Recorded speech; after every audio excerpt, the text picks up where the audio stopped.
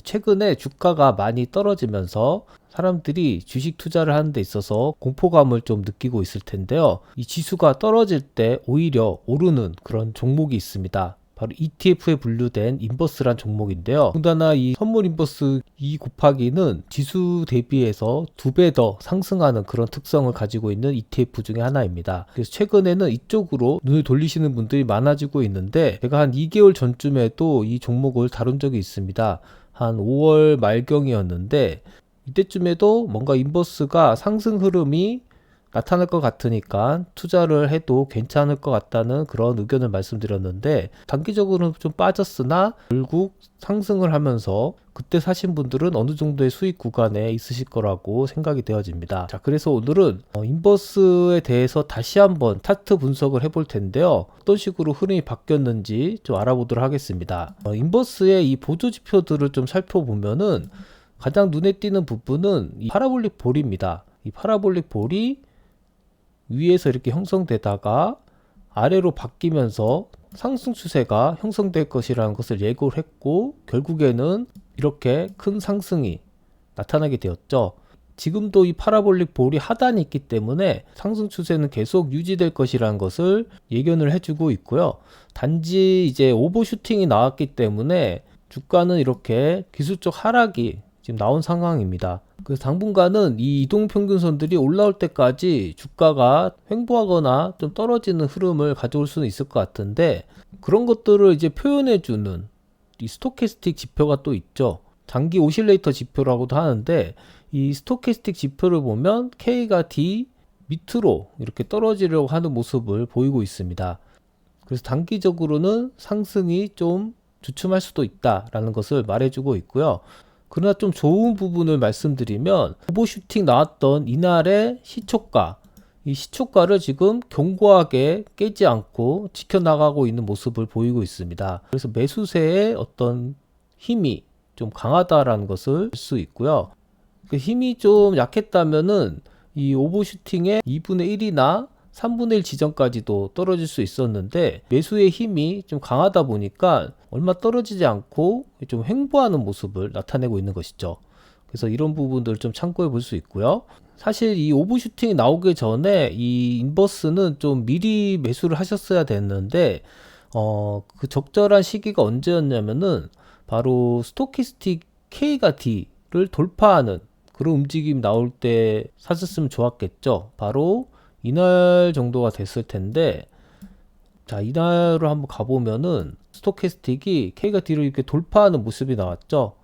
그러면서 K랑도 이렇게 동반하고 있는 모습을 하고 있는데, 자, 이때도 매수의 포인트가 되겠고, 좀 더 앞으로 가보면은 제가 좀 말씀드렸던 바닥 매매 기법을 적용했을 때 ADX라는 것을 참고할 수 있다고 말씀드렸죠. ADX가 50 이상까지 갔다가 꺾였을 때 이 지점이 바닥의 포인트라고 말씀드렸는데, 바로 이날이 되겠습니다. 1800원 정도 되는 날이었는데, 또 이날을 자세히 보시면 전날 도치 형태가 이렇게 나타나고 다음날 또 상승을 하는 그런 V자 캔들을 형성하고 있습니다. 이런 경우에도 하락하던 추세가 상승 추세로 전환되는 그런 또 차트로 해석을 할 수 있습니다. 그래서 이런 부분들이 겹쳐져 있는 이때쯤이 가장 인버스를 사기에 적당한 시기가 아니었나 이렇게 생각이 되어지고요. 제가 예전에 매수를 해도 괜찮을 것 같다는 포인트가 바로 이때쯤이었습니다. 자, 이때도 파라볼릭 볼이 상승을 하다가 하단으로 이렇게 바뀌고, 스토캐스틱도 K가 D 위에서 이렇게 형성되다 보니까 뭔가 상승 추세의 전환이 이루어지지 않을까라는 그런 예상을 했었는데, 안타깝게도 이때는 흐름이 좀 유지되다가 결국에는 21선 밑으로 이렇게 떨어지는 그런 흐름이 나타났습니다. 그래서 제가 이때 이 쌍바닥을 형성한 이런 지점이 지지선이라고 말씀드렸는데, 이 지지선을 뚫고 내려가는 흐름을 보였죠. 자, 이렇게 뚫고 내려가 버렸습니다. 그래서 결국에 차트 분석을 할 때 중요한 것은 어떤 상승 확률을 예측을 했지만, 결론적으로 좀 확률 게임이다 보니까 틀릴 확률도 존재한다는 것입니다. 그렇게 틀릴 확률이 나타날 경우에는 저희는 대응을 하면 되는 것이죠. 그래서 이 부분도 이런 지지선이 넘어갔을 때 대응을 해도 좋지만 그 전에 바로 이렇게 21선 밑으로 주가가 떨어지는 날, 이때 미리 선대응하는 것도 괜찮다고 저는 생각을 합니다. 왜냐하면 21선 위에서 주가가 유지를 하고 있어야지만 매수의 힘이 좀 강하다고 볼 수 있는데, 이 경우에는 채 5일 만에 이렇게 떨어지게 됐죠. 그러니까 21선 위에 주가가 머무르는 시간이 5일밖에 안 됐는데 6일째 되는 날 이렇게 떨어졌다는 것은 힘이 좀 약하다는 것으로 해석을 할 수 있습니다. 그러니까 21선이 생명선이라고 중요하게 생각한 이유가 주가가 21선 위에서 얼마나 유지되느냐, 그런 부분들이 중요하기 때문에 저희가 생명선이라고 불리는 이유 중에 하나일 것입니다. 그래서 뭔가 상승 흐름이 나타날 것 같아서 매수를 했지만, 이렇게 21선 밑으로 주가가 떨어지게 되면은 물량을 좀 줄일 필요가 있고, 다시 한번 이 지지선 밑으로 주가가 떨어지면 물량을 더 줄여야 되겠죠. 그렇게 대응을 하면서 주식을 하시면 현명한 투자가 될 수 있고요. 이 다음에 흐름이 어떻습니까? 결국에는 이 지지선이 저항선 역할을 하면서 주가가 다시 떨어지게 됐죠. 자, 이렇게 떨어지게 됐습니다.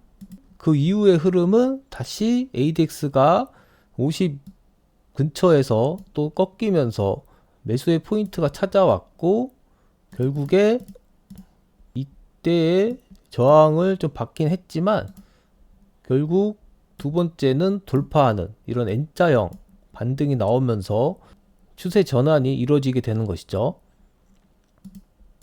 그리고 이때는 21선 밑으로 주가가 떨어지지 않으면서 이번에 진짜 상승을 예고를 했는데, 결국에는 다음날 이런 오버슈팅까지 나오면서 수익을 또 가져갈 수 있었는데, 뭐 지금이라도 이 인버스를 가지고 계시지 않은 분들은 충분히 지금도 상승 여지가 있는 그런 상황이니까 지금부터라도 사 모으시는 것도 괜찮은 투자라고 저도 생각을 합니다. 저 같은 경우에도 뭐 오버슈팅 났을 때 일부 이익 실현을 하고 지금 다시 물량을 매집을 하고 있는데, 결국 21선의 지지가 한번 나왔기 때문에 21선을 기준으로 주가가 떨어지지 않는다면은 계속 들고 가는 게 유효한 전략이 되겠죠. 그래서 앞으로 이 인버스는 어떻게 대응을 하시느냐, 21선 밑으로 주가가 떨어졌을 때 한번 물량을 줄이시고, 그리고 21선 밑에서 5일 이상 주가가 유지되거나 아니면 21선의 저항을 받고 다시 밑으로 내려가면은 그때 전량 매도를 하시는 쪽으로 계획을 세우시면 될 것 같습니다. 제가 말씀드린 이런 부분은 좀 향후에 벌어질 얘기고, 지금 당장은 21선 근처까지 이 주가가 오게 되면은 매집을 하는 쪽으로 생각을 하시면 되겠죠. 그래서 향후 흐름은 이 21선을 타고 주가는 계속 상승하지 않을까, 이렇게 생각이 되어지고요. 좀 전체적으로 살펴보면은 결국에는 고점을 이은 선, 이런 선들을 그려볼 수 있는데, 이 고점을 이은 추세선을 현재 돌파한 그런 움직임을 보이고 있습니다. 그렇기 때문에 상승 추세로의 전환이 일어났다고 말할 수 있고요. 이 저점을 이은 선, 이 선이 이제 1차 추세선이 되겠죠. 그러니까 21선 밑으로 주가가 떨어진다고 해도 이 추세선 밑으로는 떨어지지 않을 것이다 라는 그런 지지선이라고 보면 되고요. 그러니까 제가 아까 전에 말씀드렸던 21선 밑으로 주가가 5일 이상 떨어지게 될 경우 이 1차 추세선을 유심히 좀 볼 필요가 있다. 그렇지 않고 21선 지지를 받고 주가가 다시 오르게 된다면은 1차 추세선의 의미는 또 퇴색되는 것이죠. 자, 이렇게 차트적으로 인버스에 대해서 한번 분석을 해봤는데, 여러분들도 이런 분석을 좀 참고를 해보시고 앞으로 주식을 하는 데 있어서 도움이 되셨으면 좋겠습니다. 그럼 이상 방송을 마치겠습니다. 감사합니다.